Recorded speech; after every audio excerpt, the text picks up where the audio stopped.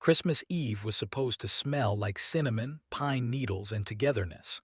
That's what it used to smell like when my children were small, when they'd tumble down the stairs in mismatched pajamas, arguing over who got to hang the last ornament. Back then, the house was loud, warm, and alive.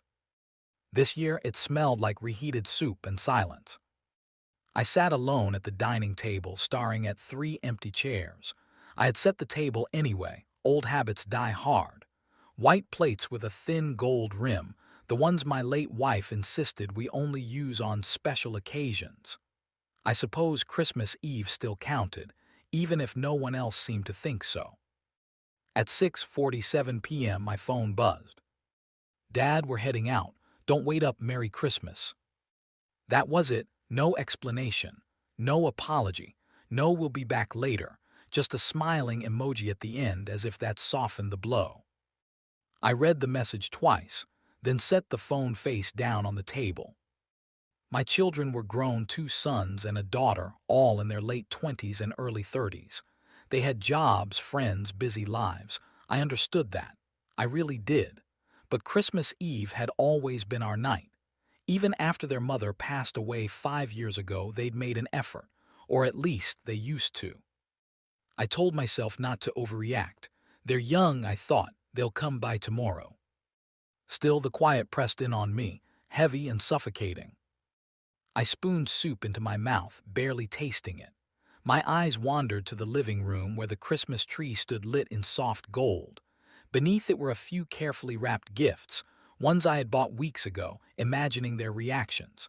A watch for my eldest son, a leather journal for my daughter, a framed photo of their mother and me for my youngest, restored and color-corrected. I felt foolish now. After dinner, I washed the dishes slowly, deliberately, as if stretching time might change something. When I finished, I poured myself a cup of tea and sat by the window. Outside, snow drifted down in lazy spirals. Across the street, my neighbor's house glowed with laughter spilling through the windows. That's when the loneliness truly hit, not like a sharp pain, but like a deep ache that settled into my bones. For years, I had told myself I didn't want to be a burden. I never asked for help.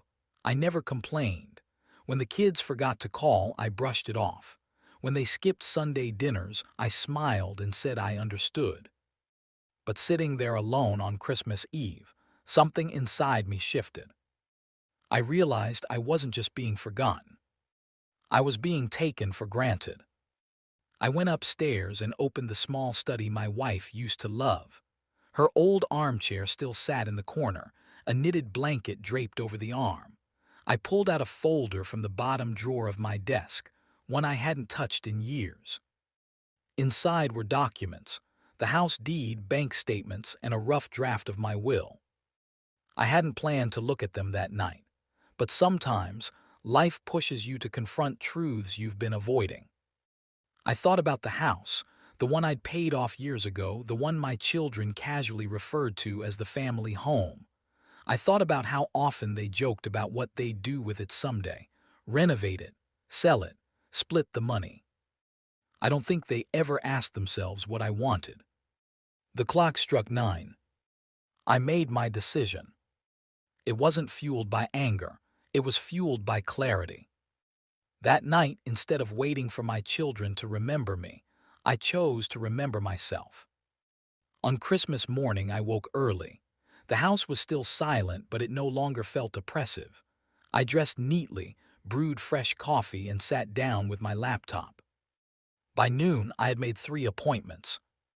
The first was with a lawyer. The second was with a financial advisor. The third was with the director of a retirement community I'd heard good things about, a place with gardens, a library, and people who actually looked forward to seeing one another. When my children finally started calling that afternoon, I didn't answer right away. Their messages piled up. "Dad, sorry we missed you last night. We'll stop by later. You okay?" I let them wait. Not to punish them, but to remind myself that my time mattered too. 2 days later, I met with the lawyer. We went through my will line by line. I made changes I'd never thought I'd have the courage to make. The house would be sold after I moved. A portion of the money would go to my children, but not all of it. A significant amount would be donated to causes my wife cared deeply about. The rest would be used for my future, travel, comfort, experiences I had postponed for years. I want to live, I told the lawyer, surprising even myself with the firmness of my voice, not just exist. He smiled. That's not selfish, he said, that's wise. When I told my children a week later that I was selling the house, the reaction was immediate. What, why? My eldest son asked, genuinely shocked. This is our home, my daughter added. We grew up here. Yes, I said calmly. You grew up here, I stayed. There was silence on the other end of the line. I didn't accuse them. I didn't raise my voice. I simply told them the truth, that I was lonely, that Christmas Eve had been a turning point, that I needed a life where I wasn't an afterthought. Some were defensive, some were hurt, one even cried. But something else happened too. They listened. Really listened. Over the next few months, things began to change. Slowly, awkwardly, but genuinely. They started calling more. Not out of obligation, but concern.